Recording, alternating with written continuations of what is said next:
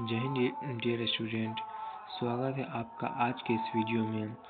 Hope आप लोग स्वस्थ होंगे और अच्छे से पढ़ रहे होंगे।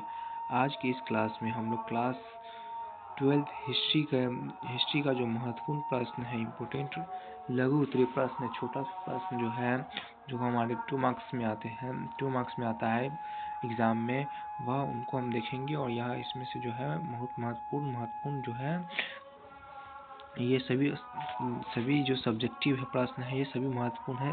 तो चलिए आज का क्लास हम लोग स्टार्ट करते हैं। आज की क्लास में हम लोग हिस्ट्री क्लास 12 के हिस्ट्री का महत्वपूर्ण लघु उत्तरीय प्रश्न करेंगे। चलिए हम लोग स्टार्ट करते हैं आज का क्लास।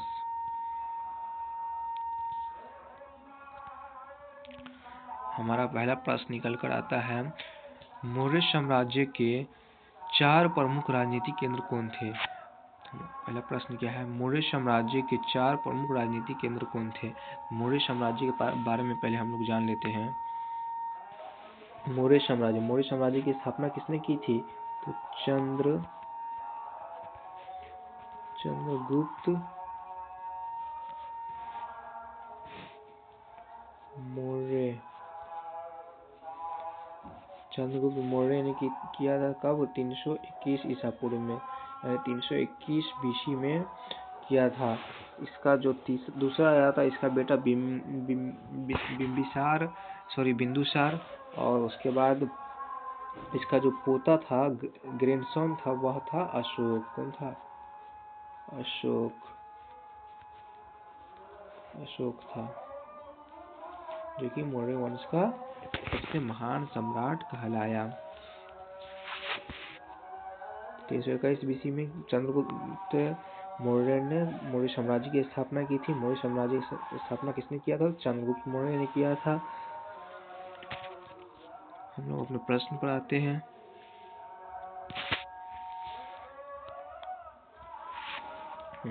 मौर्य साम्राज्य के 4 प्रमुख राजनीतिक केंद्र का मतलब वह अर्थ होता है कि वह स्थान जहाँ से राजपाट चलाया जाता हो। तो इसका उत्तर यह है, मौर्य साम्राज्य के 4 प्रमुख राजनीतिक केंद्र थे। निम्न है, या थे भी लिख सकते हैं। पहला, पाटलिपुत्र, जिसे वर्तमान में भी पटना नाम से जाना जाता है। यह मौर्य साम्राज्य की राजधानी थी। पाटलिपुत्र जो थी वह मौर्य साम्राज्य की राजधानी थी।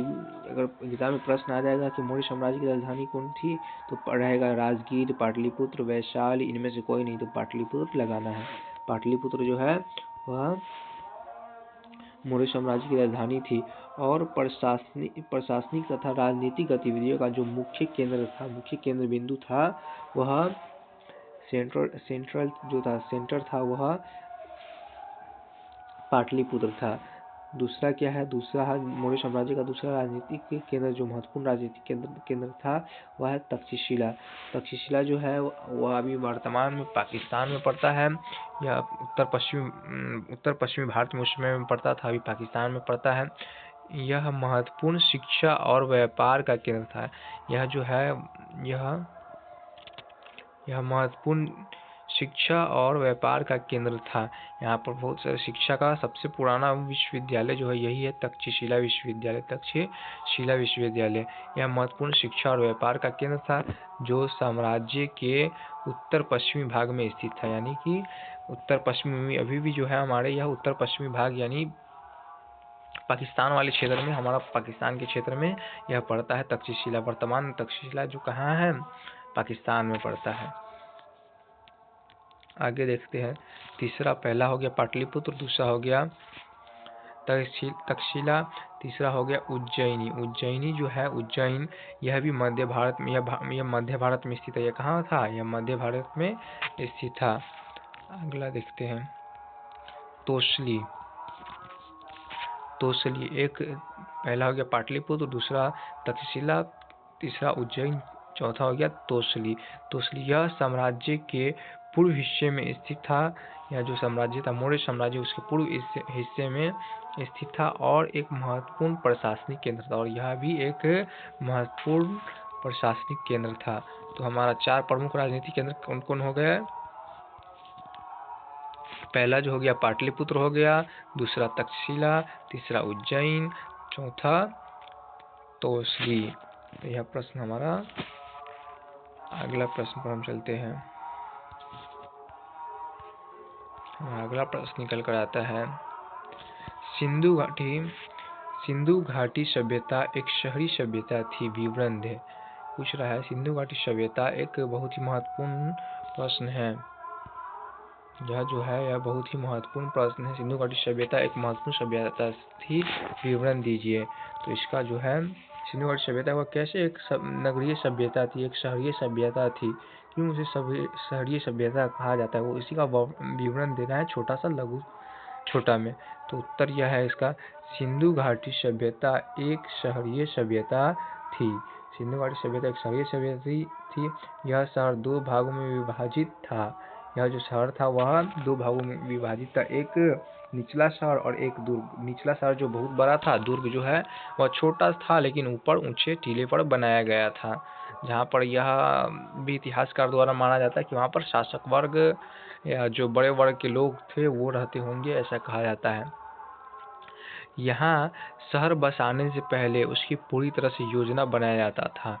यहाँ जो है शहर नगर बसाने से पहले जो वो उसकी पूरी प्लानिंग की जाती थी, योजना बनाया जाता था कि कैसे कहाँ पर रोड होगा, कहाँ पर सड़क होगी, कहाँ पर उसका भोजनालय होगा, कहाँ पर अलग अलग प्रकार के जो हमको ज़रूरत की चीज़ होती है वो कहाँ कहाँ पर होंगी। ये सब एक योजना की तरफ, योजना पहले ही से प्री प्लान करके तब बसाया जाता था, किया जाता, वहाँ लोगों को बसाया जाता था। पहले उस सिटी को, शहर को बसा लिया जाता था, फिर उस शहर को, वहाँ पर लोगों को बसाया जाता था, फिर उस जगह को बसाया जाता था।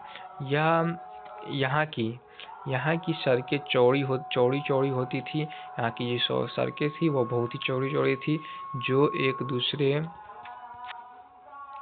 एक दूसरे को समकोण पर काटती थी। जो एक दूसरे को क्या करती थी, समकोण 90 डिग्री पर काटती थी। यह बहुत ही महत्वपूर्ण है। यहाँ की सड़कें कितने डिग्री पर काटती थी, ऑब्जेक्टिव में भी पूछा जाता है। सिंधु घाटी सभ्यता की सड़कें एक दूसरे को कितने डिग्री कोण पर काटती थी, तो 90 डिग्री कोण पर काटती थी। और यह भी पूछा जाता है कि सिंधु घाटी सभ्यता में जो सड़कें है वह किस पद्धति द्वारा बनाई गई थी, तो वह बनाया गया था किस पद्धति द्वारा, ग्रिड पद्धति द्वारा। ग्रिड पद्धति द्वारा बनाया गया था। हम अपने प्रश्न पर आते थे, कहाँ पर है। सड़कें चौड़ी होती थी, जो एक दूसरे को समकोण पर काटती थी। जगह जगह कूड़े कचरे फेंकने के लिए कूड़ेदान की व्यवस्था की गई थी।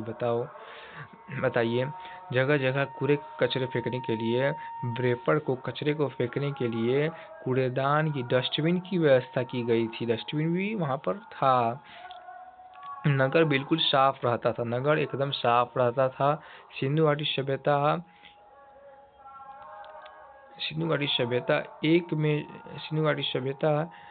में सुव्यवस्थित जल निकास प्रणाली थी। सिंधु घाटी सभ्यता एक जो है वह सुव्यवस्थित जल निकास प्रणाली थी। यहाँ एक अच्छे तरीके से जल का निकास, जो खराब पानी था उसका निकास करने के लिए यहाँ पर बहुत अच्छी तरीके से जो है व्यवस्था विकसित किया गया था। यह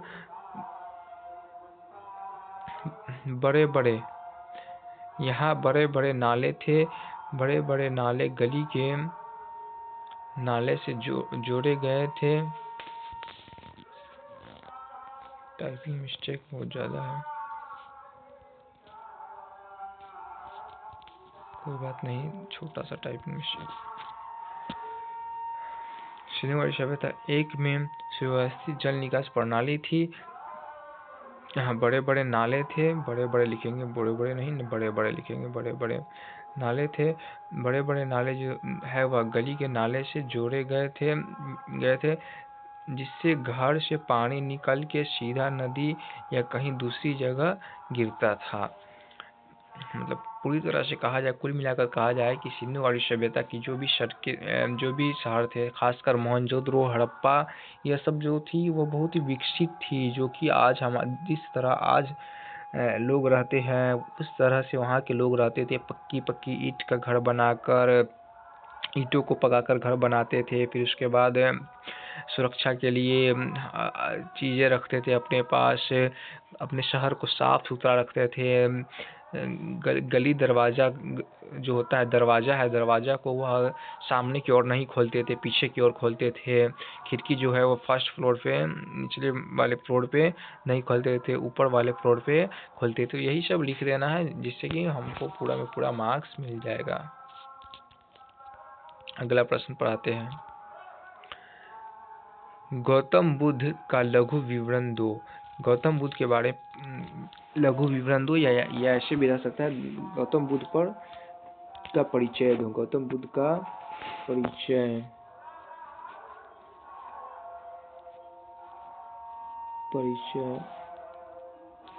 गौतम बुद्ध का परिचय दो। परिचय हो सकता है गौतम बुद्ध का परिचय दो। तो गौतम बुद्ध कौन थे? बौद्ध धर्म के संस्थापक। महात्मा बुद्ध का जन्म 563 ईसा पूर्व में कपिलवस्तु के निकट लुम्बिनी में हुआ था। महात्मा बुद्ध का जन्म जो है वो 563 ईसा पूर्व में कपिलवस्तु के निकट लुम्बिनी में हुआ था। नेपाल के लुम्बिनी में हुआ था। उनके बचपन का नाम सिद्धार्थ था। बहुत ही इम्पोर्टेंट है यहाँ पर, ये VBI लगा लीजिए। ये जो है ये सिद्धार्थ है, सबसे महत्वपूर्ण है यहाँ पर। गौतम बुद्ध के बचपन का नाम क्या था? सिद्धार्थ। उनके पिता का नाम क्या था? शुद्धोधन। क्या था? उनके पिता का नाम शुद्धोधन। और माता का नाम महामाया था। महामाया क्या? महामाया था। गौतम बुद्ध का जन्म 563 ईसा पूर्व में, ऐसे फैक्ट के हिसाब से भी याद करेंगे तो हम लोग को पूरा याद हो जाएगा। गौतम बुद्ध का जन्म 563 ईसा पूर्व कपिलवस्तु लुम्बिनी में हुआ था। उनके बचपन का नाम सिद्धार्थ था। उनके पिता का नाम शुद्धोधन, उनके माता का नाम महामाया, जो उनके जन्म के 7वें दिन ही मृत्यु को प्राप्त हो गई। गौतम बुद्ध के जन्म लेने के बाद 7वें दिन के बाद ही जब इसका नाम रखाई वाले रस्म आया, तब उनके माता श्री यानी महामाया का क्या हो गया? निधन हो गया, मृत्यु को वह प्राप्त हो गई। इस कारण उनका लालन पोषण उनकी मासी महाप्रजापति गौतमी ने किया। इस कारण से जब उनकी माता का मृत्यु हो गया,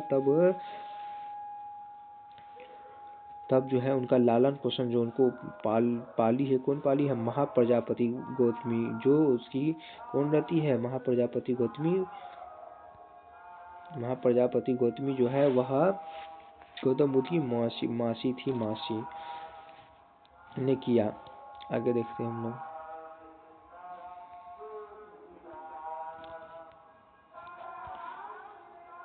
महात्मा बुद्ध ने 29 वर्ष की उम्र में गृह त्याग किया।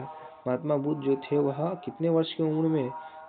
29 ईयर्स यानी 29 ईयर्स की उम्र में गृह को छोड़ दिए और 29 वर्ष के इस दुनिया के से मुक्ति प्राप्त करने के लिए, संसार से मुक्ति करने के लिए 29 वर्ष की आयु में गृह त्याग कर दिए और 6 वर्ष तक कठिन तपस्या की, एकदम लगे रहे अपने कठिन तपस्या के बाद 35 वर्ष की उम्र में जब वो 6 साल तक कठिन तपस्या किए, एक पेड़ के नीचे बैठे रहे, करते रहे तपस्या, जब 6 साल तक किए, तब उनको 35 वर्ष की उम्र में 6 साल बाद बोध गया में इनको ज्ञान की प्राप्ति हुई। कहाँ? बोध गया में। इनको पूछा जाता है, बोध गया में इनको ज्ञान की प्राप्ति हुई। यहाँ से हमारा बहुत सारा ऑब्जेक्टिव भी बनता है। हाँ, 29 वर्ष की आयु में गृह त्याग किए थे महात्मा बुद्ध। 6 वर्ष की कठिन तपस्या के बाद 35 वर्ष की आयु में बोध गया में इनको ज्ञान की प्राप्ति हुई थी। और उनके पिता का नाम क्या था? शुद्धोधन था। उनके माता का नाम महामाया था। इनके बचपन का नाम सिद्धार्थ था। इनका जन्म जो है वह 563 ईसा पूर्व में हुआ था। आगे देखते हैं हम लोग। ये प्रश्न में हमारा क्लियर हो गया। प्रश्न संख्या 4, यह जो है यह बहुत ही इम्पोर्टेंट, इसको स्टार मार्क्स करके लगा लीजिएगा। आप लोग स्टार मार्क्स करके लिख लीजिएगा। 1857 के विद्रोह के तत्कालीन कारण वह क्या थे? जो तत्कालीन कारण 1857 ईस्वी का विद्रोह जो हुआ था वह होने वाला था बाद में, लेकिन वह पहले उसके होने का कारण क्या था? ये बहुत ही इम्पोर्टेंट प्रश्न है। 1857 के विद्रोह के तात्कालिक कारण का वर्णन करें। उत्तर है हमारा 1857 ईस्वी के विद्रोह का तात्कालिक कारण एनफील्ड राइफल के चर्बी लगे हुए कारतूस का प्रचलन था। 1857 ईस्वी के विद्रोह का तात्कालिक कारण क्या था? एनफील्ड राइफल, जो पहले वाला गन था, पहले वाला बंदूक था, उसके जगह पर एक नई बंदूक दिया गया जिसका नाम है एनफील्ड राइफल, और उसमें चर्बी वाले कारतूस का प्रचलन था। उसमें चर्बी वाले कारतूस लगाया जाता था जिसमें गाय और सूअर की चर्बी लगी होने की अफवाह थी। इसमें क्या था? गाय और सूअर की चर्बी लगाकर कारतूस में लगाने की अफवाह थी। इसे मुंह से काटने से मना करने पर मंगल पांडे जैसे सिपाहियों ने विरोध किया। अंग्रेज बोलते थे इसे कारतूस को मुंह से काटना पड़ता था, तो मंगल पांडे जैसे सैनिकों ने मुंह से काटने पर क्या किया? इसे मुंह से काटने से मना किया, पर मंगल पांडे जैसे सिपाहियों ने इनका विरोध किया, जो विद्रोह की चिंगारी बन गया। और मेरठ में 10 मई 1857 ईस्वी को मेरठ छावनी के सैनिकों ने बगावत कर दी। जब यह पता चला चर्बी वाले कारतूस के बारे में, तो 10 मई को ही निर्धारित समय से बहुत से दिन पहले ही 10 मई को ही 1857 ईस्वी में मेरठ के जितने भी सैनिक थे, मेरठ के सैनिक थे, ने बगावत कर दी और आगे चलकर पूरे भारत में फैल गई। और यह जो आंदोलन है, तत्कालीन आंदोलन, जिसमें सैनिक शामिल हो गए, बहुत सारे राजा महाराजा अलग अलग क्षेत्र से अलग अलग लोग शामिल हो गए। जैसे कुछ क्षेत्र से, महत्वपूर्ण क्षेत्र से कुछ लोगों के नाम हम, जैसे वीर कुंवर सिंह इसमें शामिल हुए थे, उसके बाद पीर अली, उसके बाद बहादुर शाह जफर दिल्ली से, उसके बाद बेगम हजरत महल जो है वह सब शामिल हुई थी, झांसी की रानी, यह सब शामिल हुई थी। अगला प्रश्न देखते हैं हम लोग। यह भी जो है आपका बहुत ही इम्पोर्टेंट प्रश्न है। ऐसे प्रश्न जो आपके एग्जाम में सीधे देखने को मिल सकता है। 4 हड़प्पा स्थल के नाम लिखिए, या 4 जो मौर्य साम्राज्य का स्थल का नाम लिखिए, या 4 जो ब्रिटिश काल में जो प्रांत थे, जो विकसित प्रांत थे, उनका नाम लिखिए। ये सब जो आपके एग्जाम में है वह बहुत देखने को मिलता है, और यह आपके एग्जाम में आने की संभावना रहती है। 4 ज़्यादातर तो रहता है, 4 ही स्थल का नाम लिखने के लिए स्थल का नाम लिखिए। तो 4 प्रमुख हड़प्पा स्थल निम्न है। कौन कौन? पहले हड़प्पा ही है, जो कि पाकिस्तान में भी कहाँ पड़ता है? पाकिस्तान में। दूसरा क्या है? दूसरा है मोहनजोदड़ो भी जो है वह पाकिस्तान में पड़ता है। अच्छा, हड़प्पा और मोहनजोदड़ो, इन दोनों को सिंधु घाटी सभ्यता का जुड़वा राजधानी कहा जाता था। जुड़वा नहीं लिखा रहा सही से, जुड़वा राजधानी कहा जाता था इन दोनों को, हड़प्पा और मोहनजोदड़ो को। ये दोनों कहाँ है?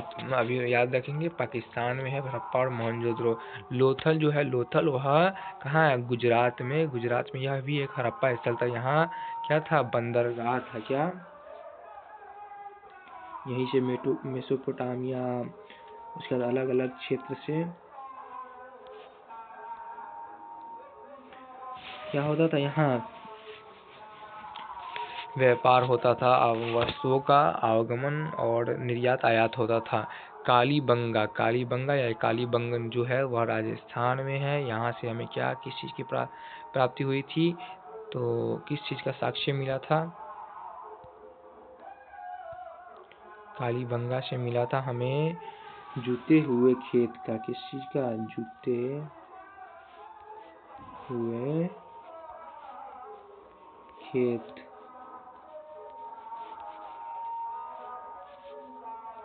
जूते हुए खेत का हमें साक्ष्य मिला था कालीबंगा, राजस्थान से।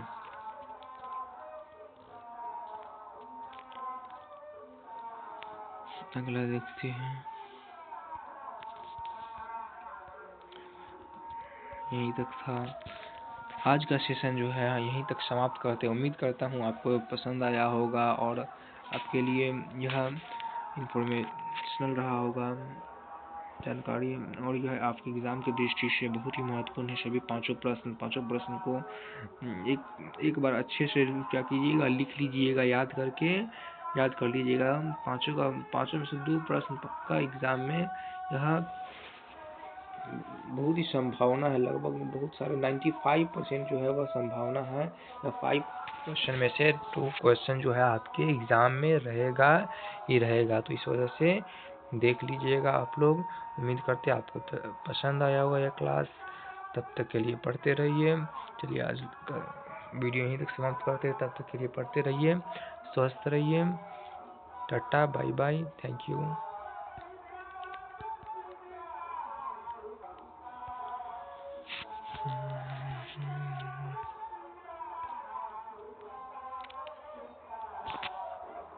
और वीडियो अगर सही लगे तो इस चैनल को क्या कीजिएगा, सब्सक्राइब कर लीजिएगा।